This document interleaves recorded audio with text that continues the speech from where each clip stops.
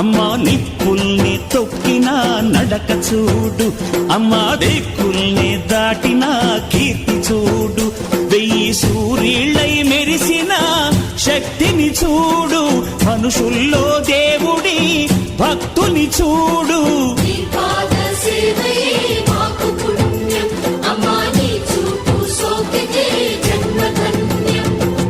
అమ్మా భవాని లోకాల నేలే ఓంకార రూపమమ్మా, తల్లిని మహిమల్ని చూపవమ్మా.